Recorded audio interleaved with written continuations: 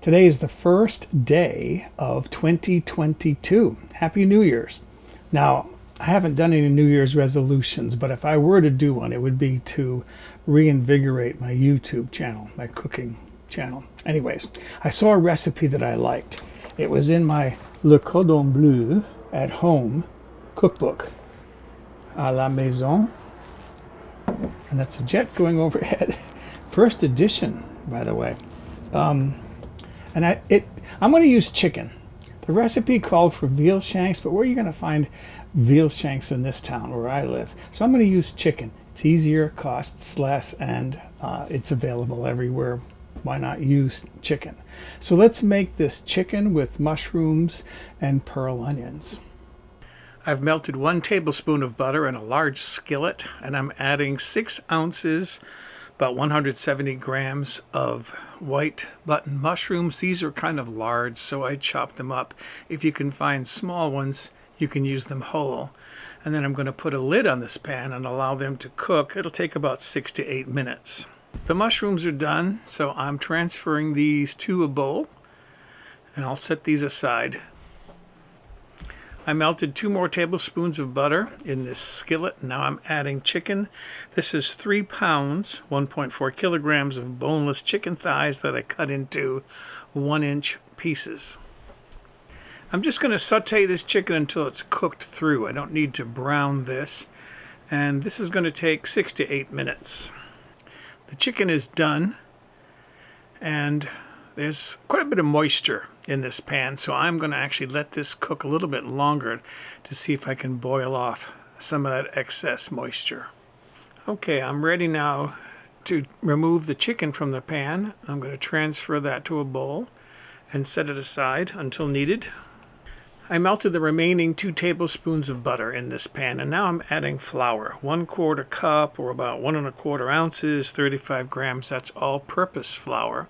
And I'm going to whisk this in the pan just to cook the flour, to get rid of that raw flour flavor. That'll take a minute or 2. I'm adding about 1/4 cup of chicken stock to this pan, and then I'm going to whisk that in to get it smooth. I'm trying to avoid lumps.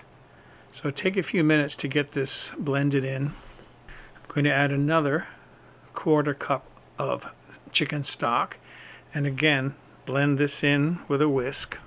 I'm adding the last of my chicken stock. That's a total of 3 cups, or 475 milliliters of chicken stock. And once again, blending this in with a whisk.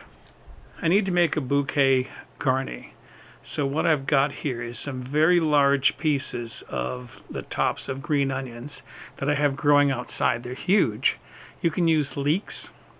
I'm putting in some fresh Italian parsley, 4 to 5 sprigs. 3 sprigs of fresh thyme, a piece of celery with the leafy tops, 1 bay leaf, and then I'm going to use the other green onion piece that I've got, along with a piece of string, to tie all this together. So there it is, my bouquet garni. I'm returning back to the gravy. I've brought it up to a boil. I'm going to simmer this until it thickens, which is going to take about 15 minutes, and I'm adding my bouquet garni to it. To help get the flavor from the bouquet garni into the gravy, you can spoon gravy over it, through it, kind of basting it, and that'll transfer flavor into the cooking gravy. My gravy has thickened. Now is a good time to taste for seasoning, and season with some salt and freshly ground black pepper. Give it a final test with my infamous red-handled tasting spoon to see if it needs any more additional seasoning. No, that's fine.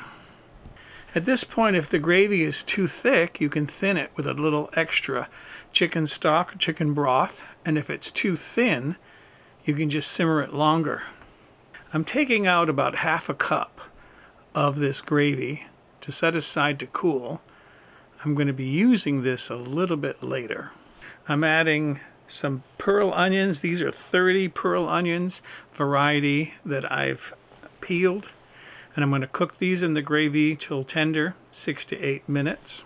To help those onions cook, you can cover the pan.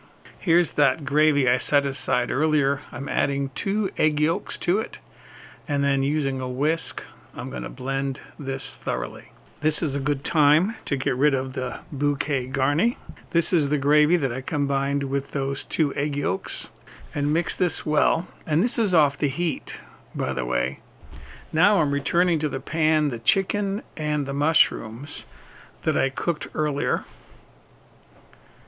and then stirring this to coat everything with gravy, and this is back on the heat again to heat this up to serving temperature. I decided I wanted to eat this with some cooked egg noodles.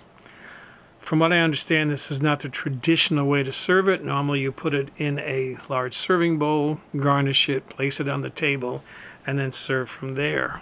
And finally, you can garnish this with a little chopped fresh parsley.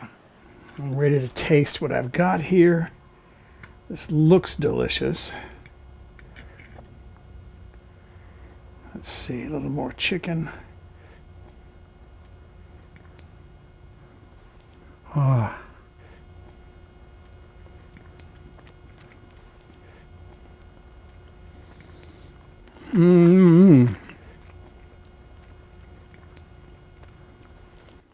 That's good.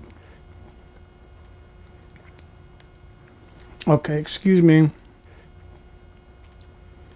I'm going to go enjoy a late lunch of my chicken with pearl onions and mushrooms.